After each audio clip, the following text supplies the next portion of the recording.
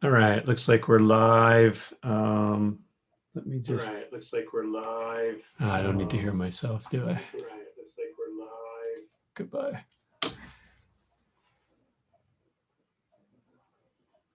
I'm just gonna try to log into chat here.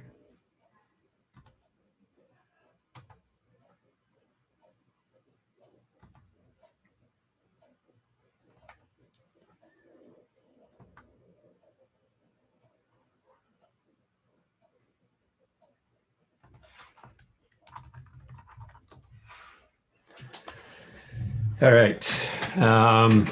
It's been a crazy week with reInvent being on.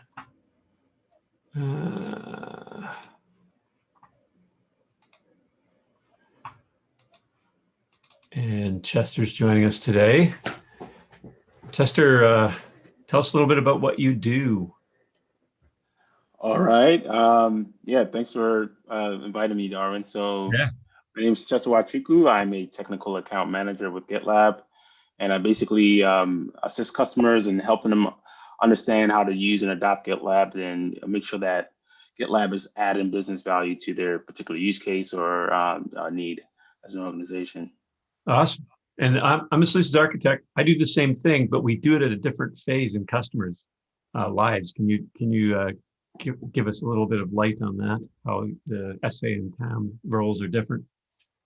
Yeah, so uh, you work more so on the pre-sale side, helping customers or at least prospects understand the value early on, and once they've committed and decided that they want to move on with GitLab, then that's where I come in and kind of steward them towards the adoption process and continue on that journey to make sure that they're achieving success. Yeah, awesome. Yeah, so we both work for a part of GitLab known as customer success. So, and I love the fact that the title of our overall department is that because really we're interested in customer success with the solutions as the ultimate value or the ultimate thing that we do. So it's kind of cool. So I just got everything set up here.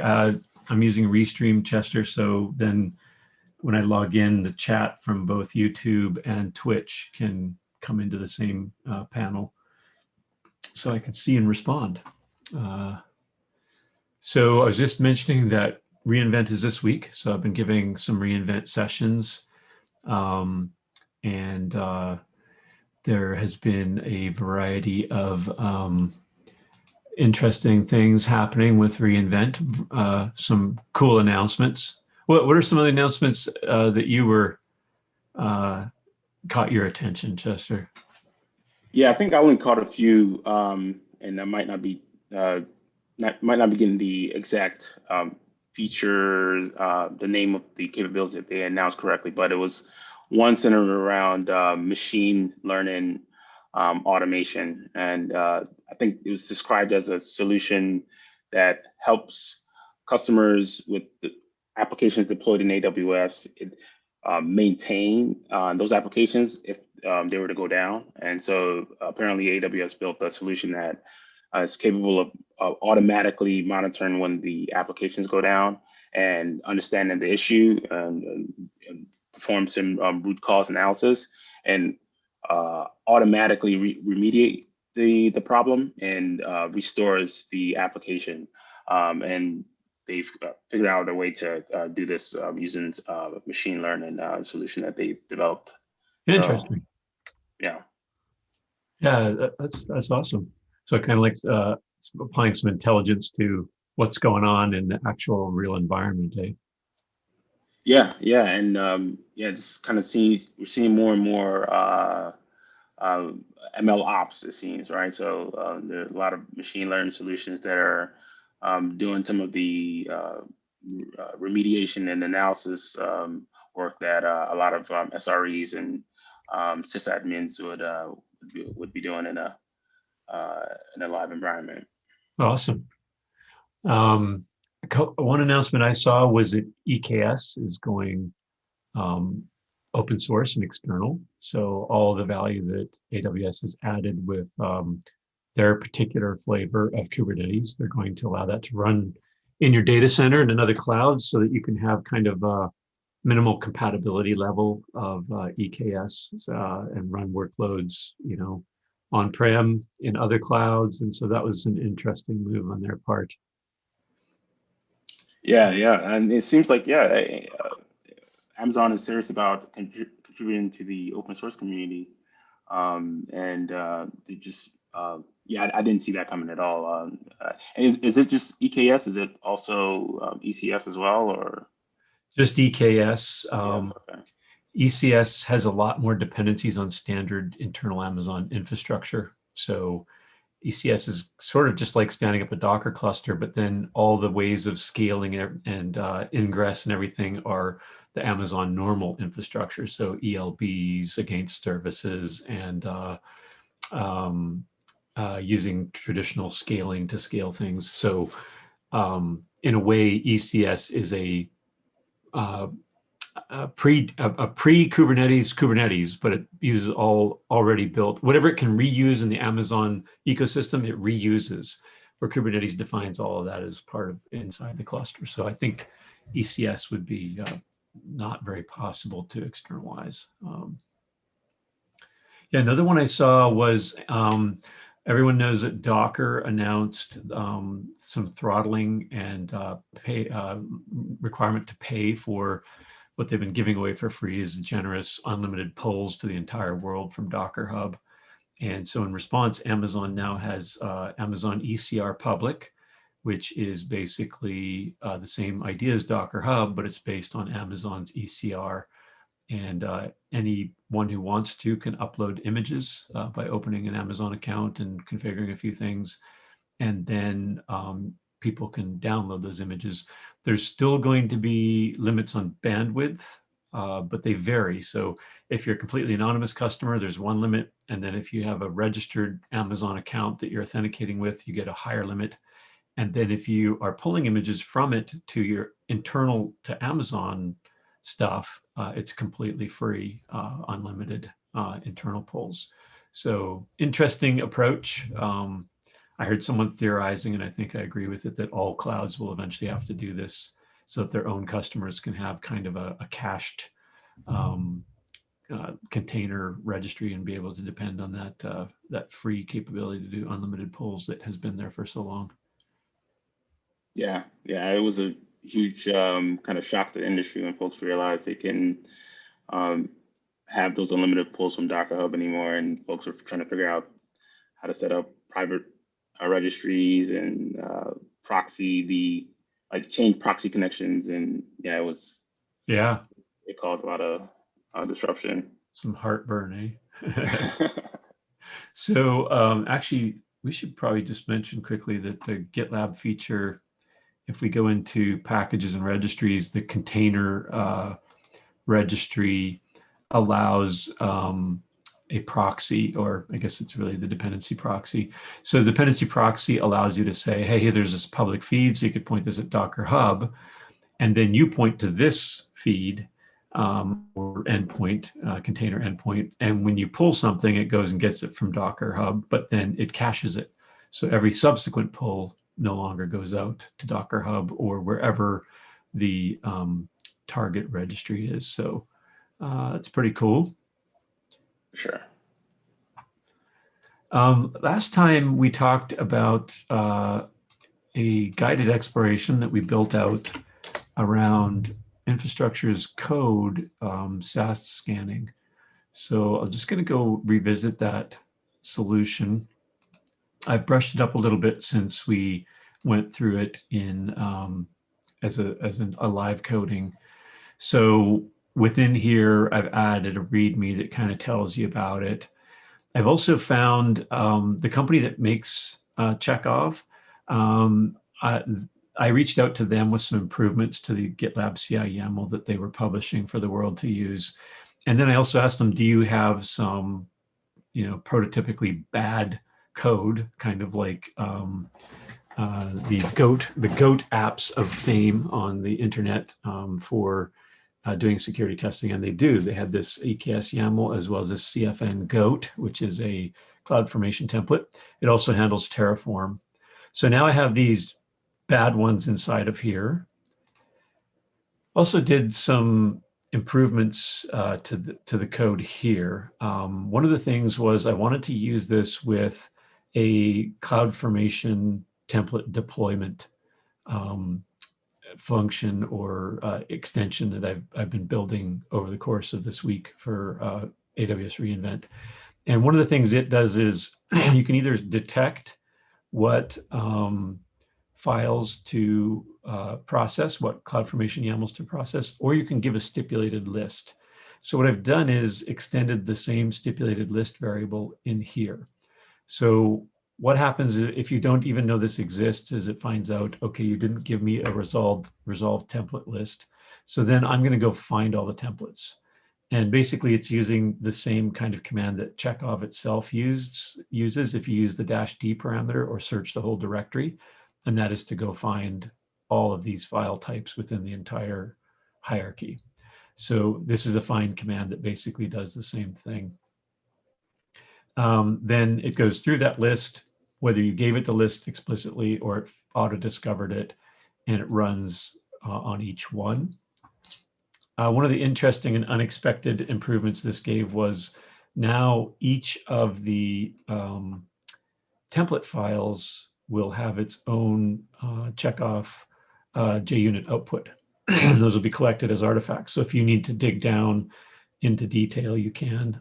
We'll see in the console that these automatically already are divided out by files. So now when this runs, it has more data to surface for you.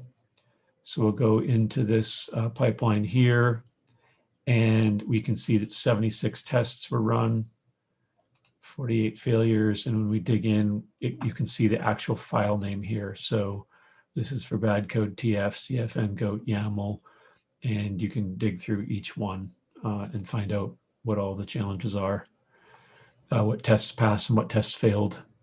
I've also given feedback to Chekhov that if they reformat their output to comply with our vulnerability format, that this data could actually appear in our security consoles as another option. JUnit's a lot better than having nothing. Yeah, so like in the dashboard section or?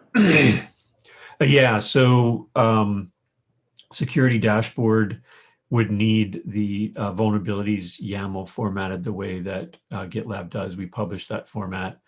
And the other thing too is for companies like Chekhov and even NuGet vulnerabilities, NuGet packaging vulnerabilities, there's no global database yet. So organizations are having to kind of maintain their own list of vulnerabilities. And so because of that, there's not necessarily, there may or may not be a assigned vulnerability ID, a CVE identifier for these vulnerabilities. And so that adds some complexity, or should I say some immaturity, in that you don't automatically think of publishing your findings in standardized CVE format. But as these different areas mature, like doing security testing on IAC, hopefully we'll see some coalescing of that to where the CVEs and that kind of reporting is also done for infrastructure as code.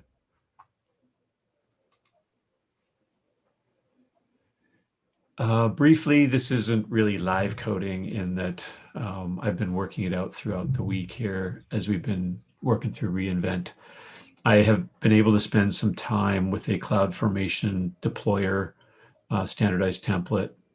And I just want to take a minute to walk through that. And Jester, feel free to shout out any questions you might have about it as I go through it here. Yeah, I'll definitely have some. So these three CloudFormation templates are just here as examples so that we can have something to run against. And if I open up the YAML file here, what I've done is define some custom stages. And then this is that resolved template list. So within this particular template, we can either have it automatically discover. Actually, I should be in a different branch here real quick. Latest branch. We can either automatically discover our template list, and they have to follow the format of having .cf in the name somewhere, because there's so many extensions that a CloudFormation can have. We're just requiring that you identify that way. Eventually, I can make that a parameter if it's inconvenient for folks to have it be a required file name component. And if we, so in here, I've turned it into a plugin. So this is just the runner harness. And if we go here, we now have the main code. So one of the things is if you didn't give me a stipulated list, then we'll go ahead and auto detect by running a find command and finding all the relevant CloudFormation templates. We're then using, this is an upgrade from what this used to have, but we're using the .env artifact in GitLab. And just so everyone knows, right here, I'm taking the output of this find command and setting it to variable name equals, and then the output, and I'm piping this to this file here. So when GitLab finds a .env artifact, it reads it as variables. So it reads it and says, okay, resolve template list equals, and then whatever the data is.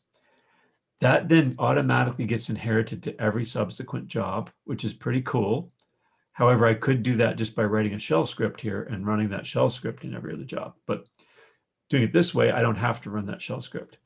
But one thing I can't do with a shell script that this does is those variables are not just available inside of each subsequent job, they're also available at the pipeline level. So this resolve template list is technically it gets upgraded or upscoped to the pipeline level, which means that if I had something, a GitLab YAML command that could take that as data and use it as data, it would be available in every subsequent GitLab YAML. The example that we use in our documentation is if you have a custom environment URL, so let's say you do a deploy and some custom framework, maybe it is even Amazon, says, oh, okay, now it's done. Here's the HTTP URL to visit this environment. You can receive that as data, store it in a .env. Then when it goes up to the pipeline level, you can say, this is the environment URL. And then in GitLab merge requests and in the environment panel, that clickable link will be the right URL. But you would never be able to do that unless we had .environment that lets you take a variable and code it at the parent level, the pipeline level. Wow, yeah, and that was an issue that I was struggling with early on when I was trying to pass variables between jobs. And I was just about to ask you in the artifacts definition, I was going to ask, how come you're using reports and not a path, right? Oh, yeah. Since you're storing a file. So that explanation you just did, yeah, you explained it pretty well. Whereas you're trying to the .env keyword, right? So like that's where you have to store variables to pass information that could be used to set the environment path for, I guess, like a dynamic environment that you would want to use for a temporary deployment. And specifically, so your question is still really good because reports means that whatever I give it has a special, the GitLab core knows to do something special with it. So another one would be reports SAST. So that has to be in our SAST JSON format, and then it knows it to load it into all the GitLab panels. So basically anything under reports is going to load this stuff into a special place in the GitLab GUI. If it's just a paths, it just gets collected as a file and you have to click it and download it. And actually the next one gives a great example of that, because what I've done here, first of all, let me just cover something up here. It used to be that you could never download env files. So as a matter of security by obscurity, you could retrieve credentials in one job, throw them in a .env file, and although someone could technically go into the backend, if you're a GitLab admin and can get into the storage backend, you could go in there and look at them. no one in the GUI could look at them. They couldn't bring them down. And so it's sort of secure. But now it's very easy to get the env files. Any report artifact can be downloaded as a file artifact with just a small bit of configuration. So don't use this for passing secrets is what I'm trying to say. Yeah. And then also before you could download those, we used to have to do this. If you wanted it as a file and as a special artifact, you had to collect it both ways. So anything that's collected by reports is not stored as a file. It's added to the GitLab database, and the artifact, it used to be discarded or just unavailable. Now they're more available, so this may be less necessary. But what this does is it says, collect all the JUnit files both as a report artifact, load them into the GitLab database so we can see the visualizations as we saw earlier, and load it as an artifact file. So yeah, it's an important and interesting difference. As soon as you're using reports under artifacts, you know that you're doing, GitLab wants to do something special with that file. We then have the CFN lint stage, which uses Amazon's CFN lint, and they just happen to support JUnit within the last 2 or 3 months, I think. So now we can upload the JUnit output of that. Once again, in each circumstance, by this time, if we don't have a resolved template list, then it's time to give an error because either we didn't discover any or you didn't tell us what ones to scan. And under that circumstance, there's nothing to do. So that's why it gives an error there. So this will do CFN lint and upload the results. Then that Chekhov IAC that we were just looking at, because I've re-implemented it as a plugin, this is actually, this part is unnecessary, I believe. Well, no, I guess it is necessary in this case. But what it's doing here is it's grabbing that YAML we were looking at and then instantiating it as a job within this particular inside of this particular CI pipeline. I could actually get rid of this too if I created another include, and I did include this one. Then we could simplify it and just have something like this to pull in the entire stage. And you see that GitLabs are like this. So GitLab will be include template, GitLab SAST, and it's just one include and everything magically works. So we can make the same kind of items. This is not working yet. So consequently, I have it sort of commented out with the dot. Eventually, I want to emulate some things I've seen in Amazon templates, which is if we already have this, as our CloudFormation has already been deployed, then do a change set. And I want to have an optional parameter that if you want, you have to approve change sets. So the whole pipeline would pause. That change set would be uploaded potentially to the merge request. You could view it and then like, okay, I don't mind if that happens to my stack. Go in and press play and continue, or have it so that it just auto continues, but still uploads the change set. Then we have the validate. So there's CFN lint is by Amazon. Validate template is by Amazon. And so it's going to validate that the template is okay and upload. Well, actually, this will just fail. There isn't really artifacts to upload. So if this fails, then you shouldn't be running it anyway. So we have really 3 levels of checking out our code. Then we have the deploy level. And quite frankly, I'm still playing with these lines, but these are the magic lines that take any GitLab variable that is CF underbar and take off the CF and make it into a CloudFormation template. The part I'm struggling with is if the CloudFormation template, if the CloudFormation parameter data value has spaces in it, it totally chokes. Maybe that's something we could live code, because I was just playing with that before we got together, Chester. Mm. Are you a Bash coder? No. Bash is, I read something that said there's no right way to write Bash. Yeah, and you know you've had a good day when you only bashed your forehead on your desk 3 times.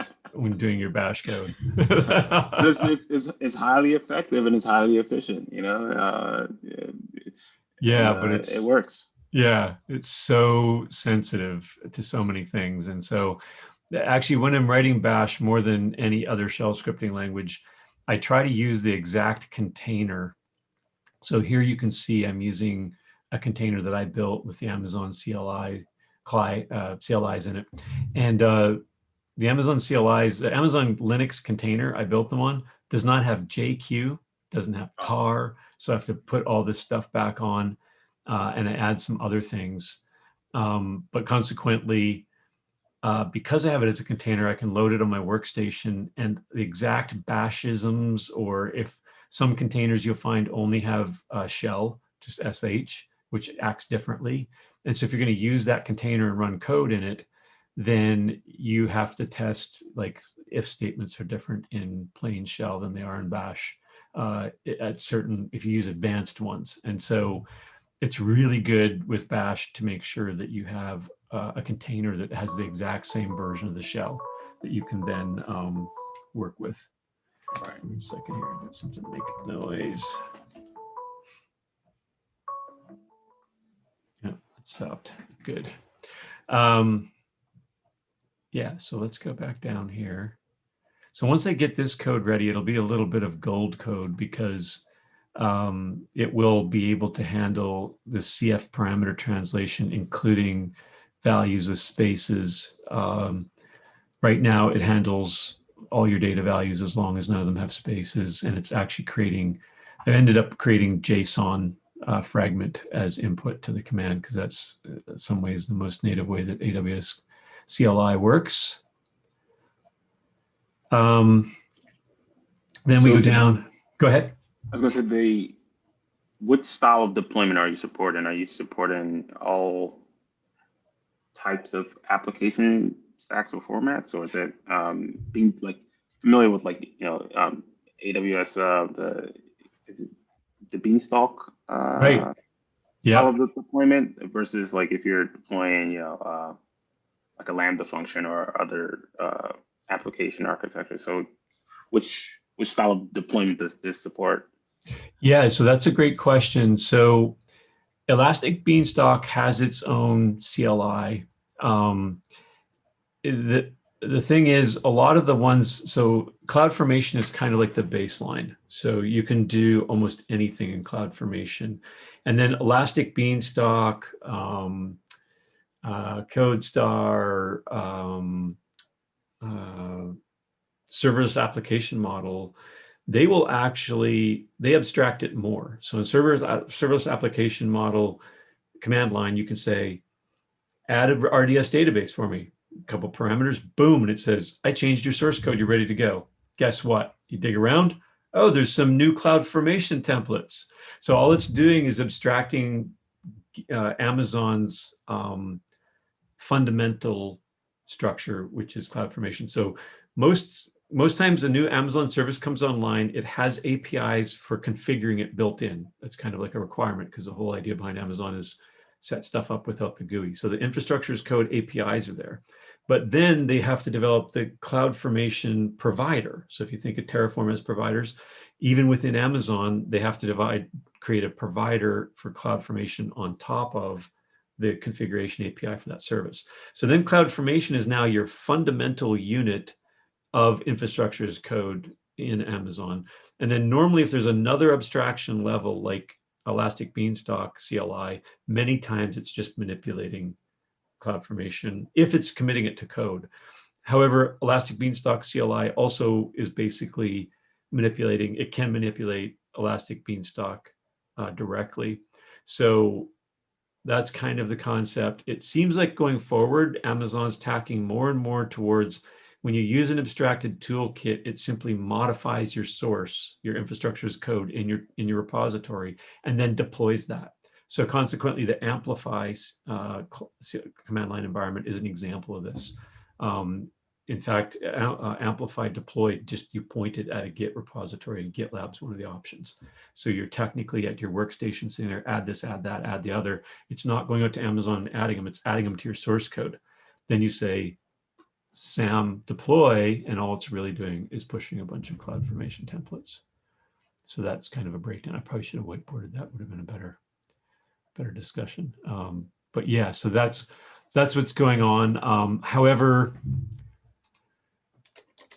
let's say you find out that CloudFormation is not what it's manipulating. It's manipulating things directly. So I'll give you a better example. Code deploy, you can either create code deploys that are completely encapsulated inside of CloudFormation, or you can run the code deploy command line and push new ones into the setup.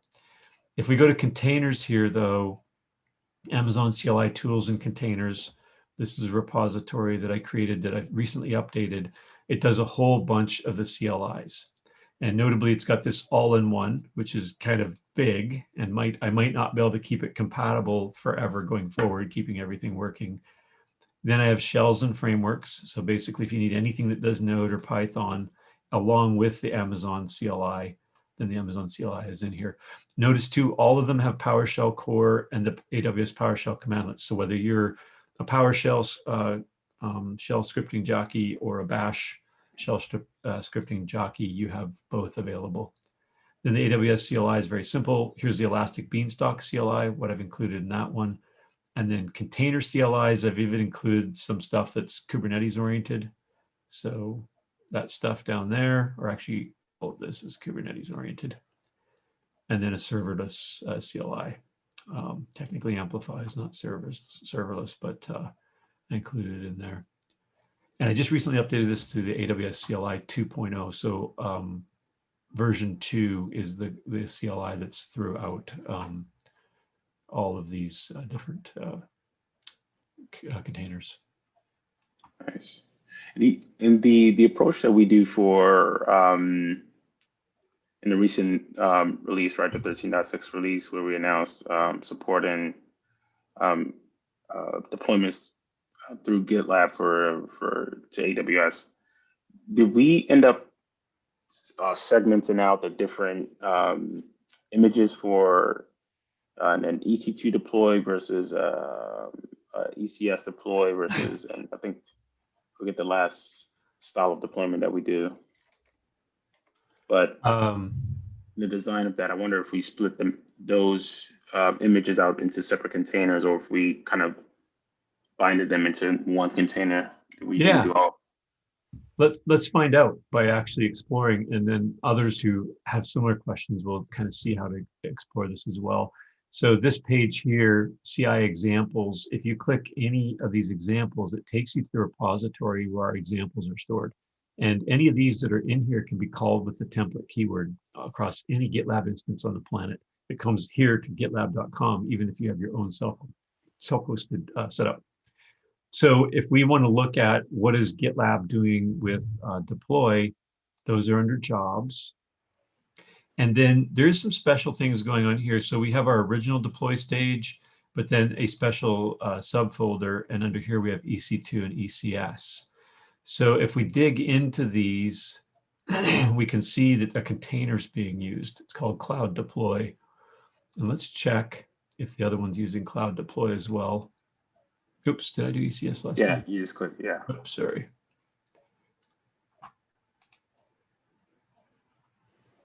So they're both using Cloud Deploy. Now, I'm already familiar with this image a little bit, but let's say I'm not. The way to find the open source that builds this image is to take everything but the word registry and don't take the tags. I'm going to copy that and then paste it into a new browser window. Oops, I went one level too low. So it's building multiple containers inside of one repository. So here's the Cloud Deploy repository.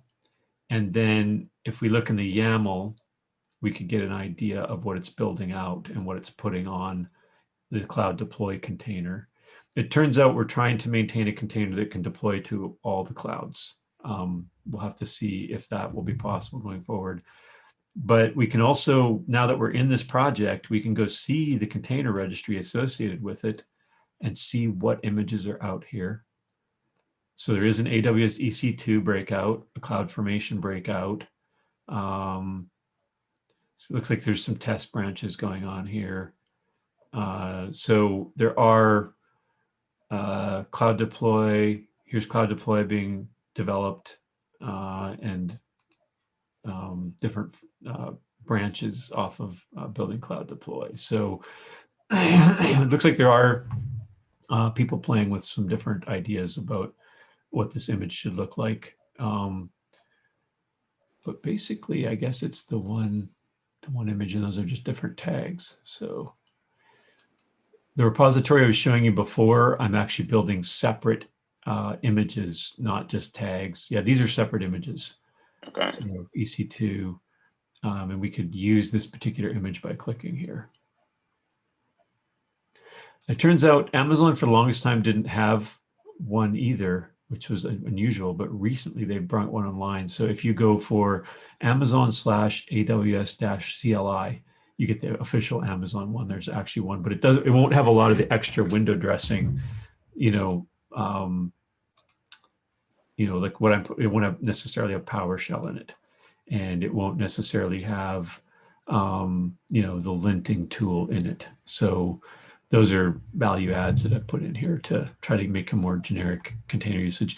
Also, you shouldn't depend on them right from here. So these containers, when you fire them up, they'll say, warning, error, warning, you should not be using this from this location. So if you want to use these, just actually grab the whole repository and build these images into your own project. Good question. Yeah, it's awesome that you included the Docker file for that. Yeah. Folks can see exactly how it's built. Yep. And then right here in this deploy stage, we are first checking if it's already deployed. And then intelligently, if it's not deployed, we do a create stack. And if it already is existing, we attempt to do an update of the stack. And we have waits. So there's special CloudFormation commands where you can wait on a stack that you have submitted. And that's what we do here. And then something completely new that I added this week is a teardown. So we can actually go ahead and tear down a given environment that we deploy. So let me just give this a run here. Actually, first I should check if this stack is already deployed. Just log into Amazon and then I'll bring my screen over there.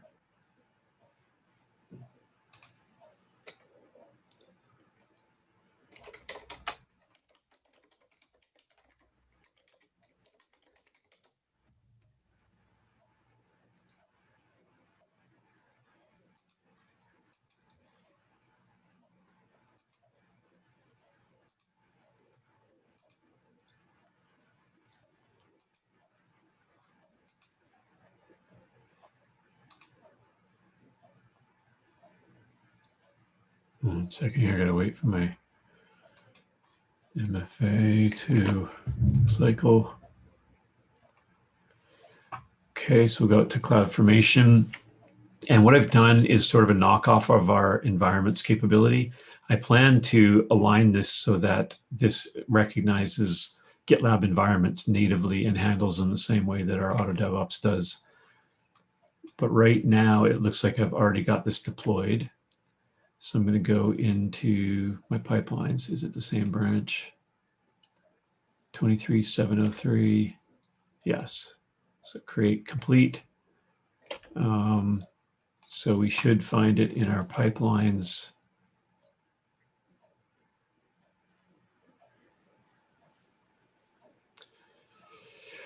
Let's go to this one. I might not be able to redeploy it because I've been working on it, so it's not in a working state, but I'm going to go ahead and hit the teardown so you can at least see that the teardown is working.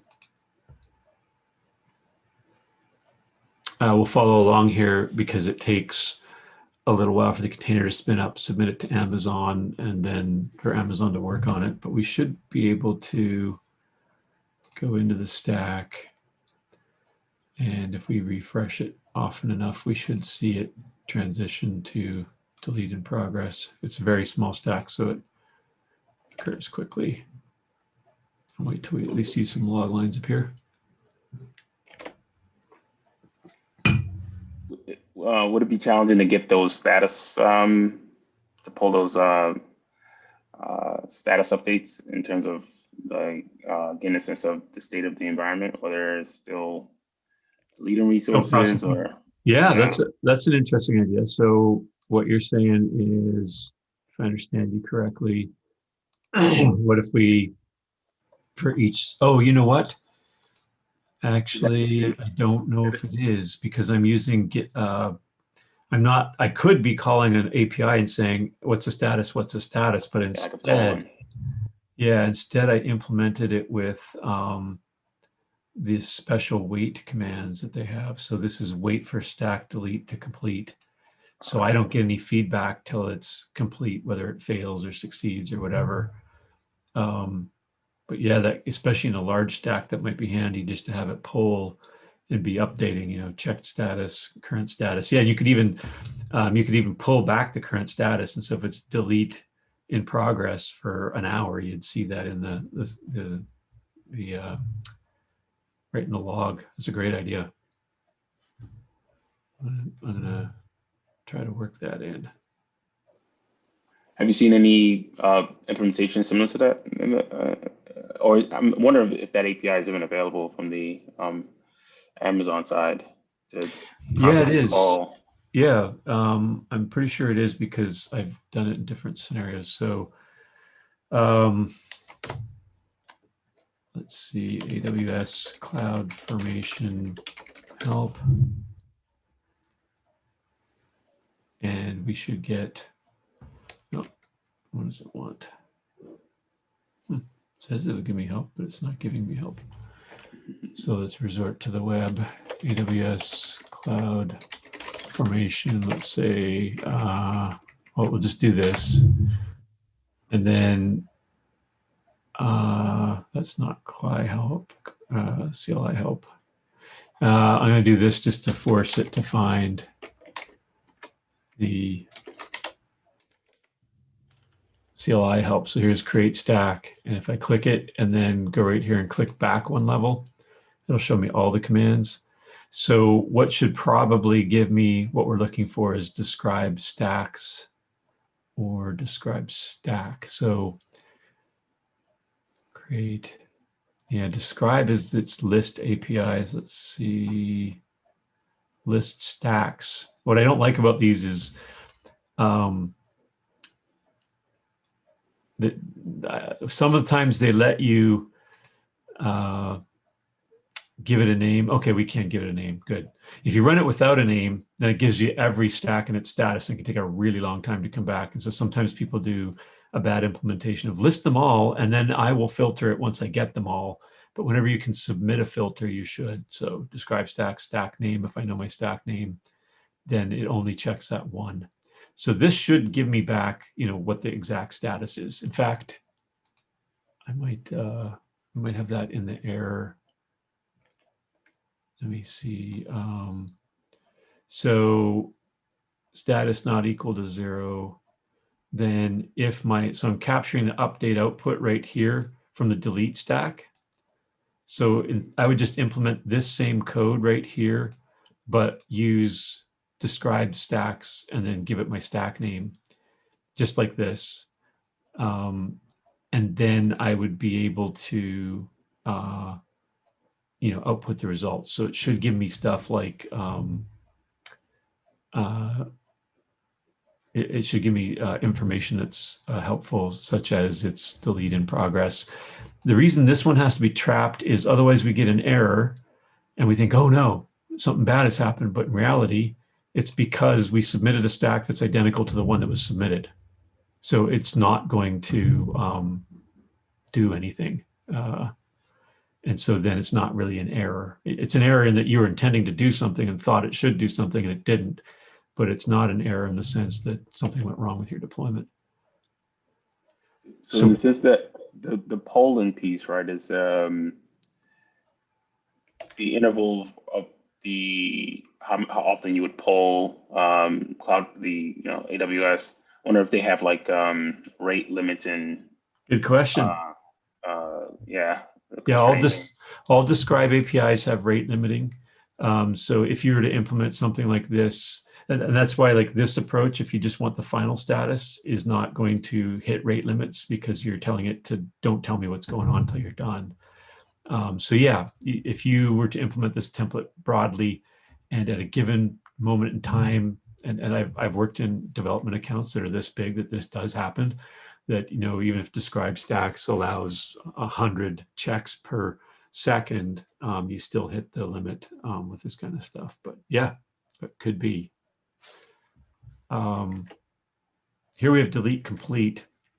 And I just realized I might be able to go ahead and run this as long as I rerun that same pipeline. I think it'll use the commit that the pipeline was run against, even though my current commit is not passing muster. So if we say, no, that's delayed jobs. Oh, we don't have a rerun. Interesting. What if we go inside? We don't. Let's just try rerunning the deploy. We don't need to do any of this. So if this works, then it'll redeploy it and we can hit play on teardown and redo that. So we can set up the same exact stack and tear it down. Once this is rationalized with environments, it'll make it so that when you use it with, like if a developer comes in and forks this and runs it, they're going to get their own stack, you know, that's unique in Amazon. And yet, because it's based on the repository name, like we do with Auto DevOps, it's able to identify it later when you rerun or when you run the teardown.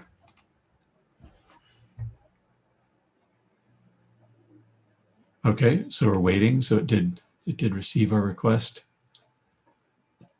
It's already complete in Amazon. It's going to take a little bit of time to filter back through to here. It's literally just setting up an ELB, which is like with nothing attached to it. So it's just seconds.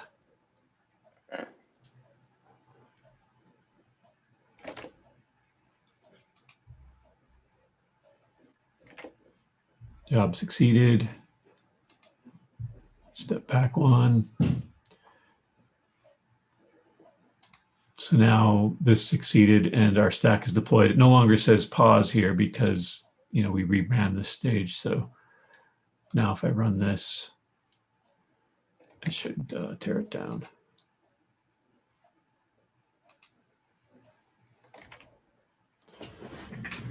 Yeah, so that's this template.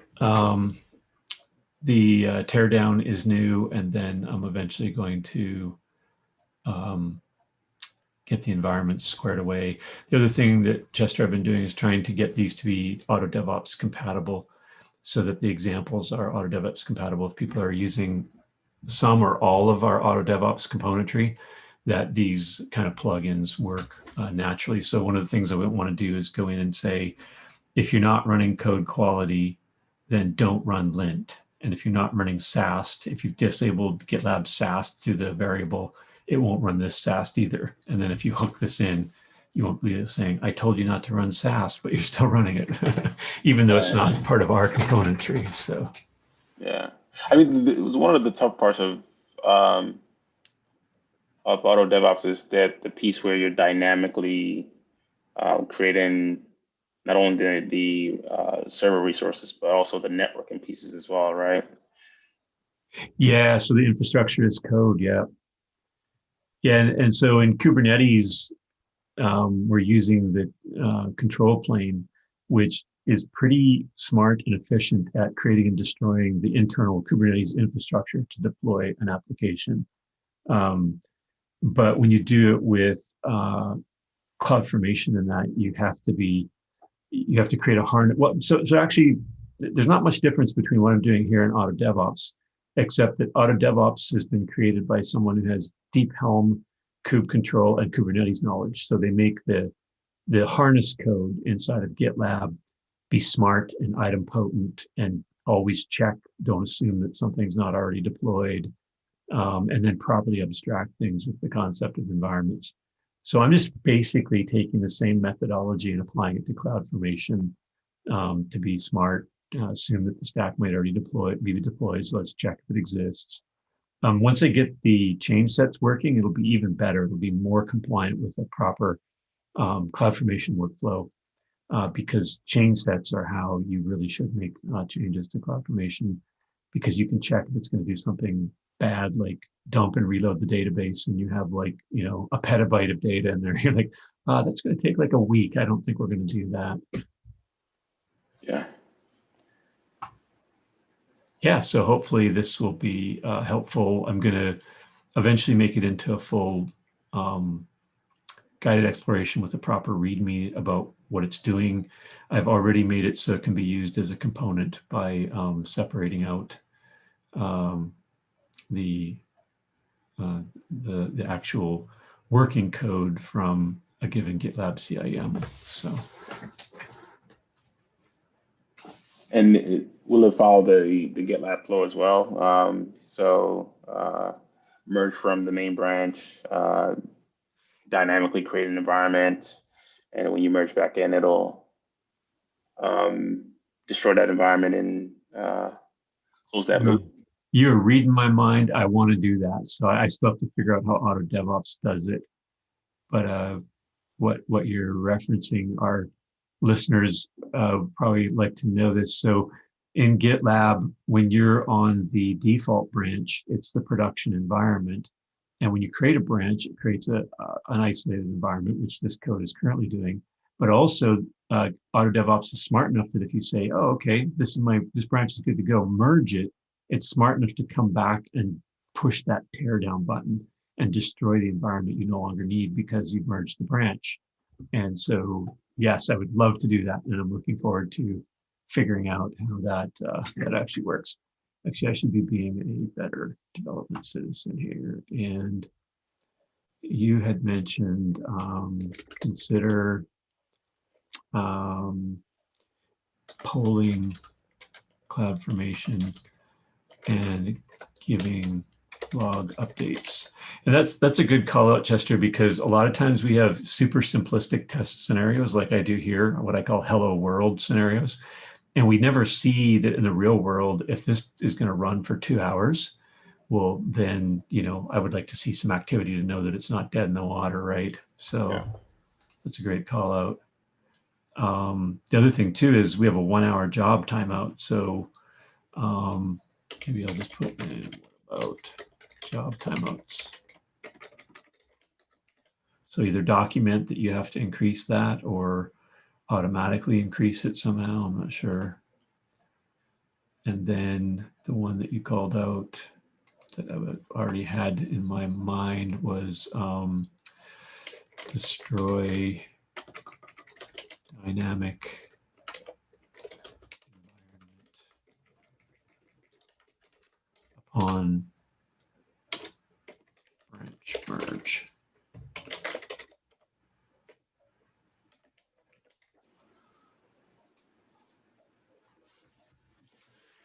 Yeah, and one of the cool things, a lot of times I tell folks I don't necessarily like the word auto DevOps because it sounds like, it sounds like a couple of things. It sounds like, oh, this is, we're under the impression this will always perfectly handle everything, which we're not.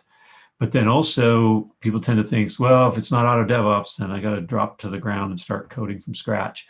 When in reality, auto DevOps is an assemblage of very strong componentry that works together. So I can use GitLab's SAST and GitLab's deploy without using auto DevOps. I can use my own build, my own test, but then use GitLab SAST throughout and then use GitLab's deploy into Kubernetes without having to write all that.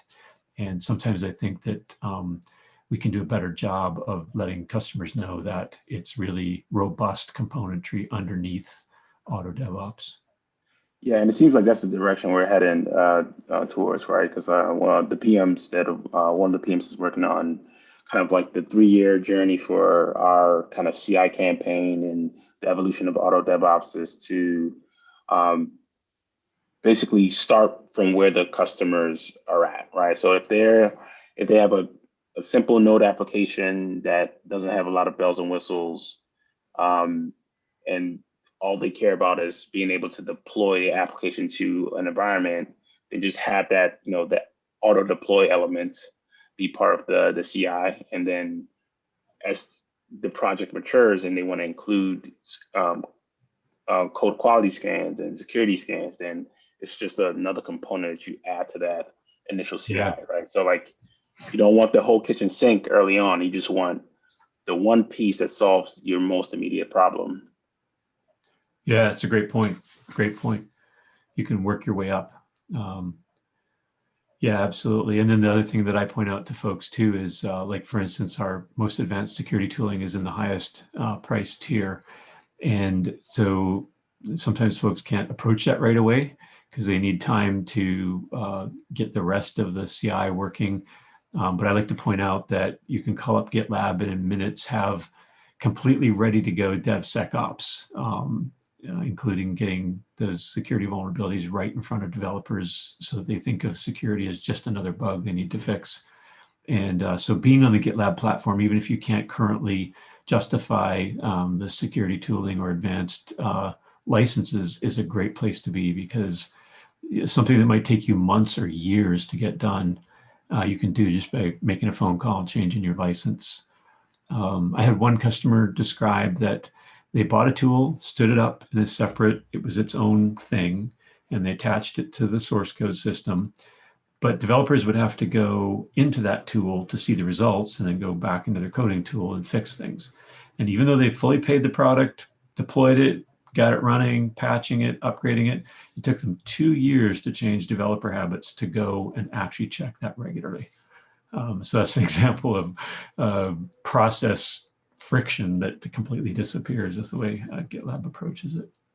Yeah, and it seems like every tool wants you to provide a username, password, or some type of authentication mechanism now. So it's just another set of credentials that you need to keep track of, that you need to remember, that you need to store, and if it's Yeah, not all integrated into one solution, it's gonna be harder to adopt. yeah, absolutely, absolutely. Cool. Well, we're about at time. Hey, it's been great having you on, Chester, and chatting about all things GitLab CI. Yeah, thanks for inviting me, Darwin. This is very fun and informative. Yeah, and have a great holiday. Wish the same to anyone who's watching, and we'll have to do this again sometime soon, Chester. For sure. And enjoy your time as well. And have a good holiday and everyone else. You too, man. Take care. All right. See you.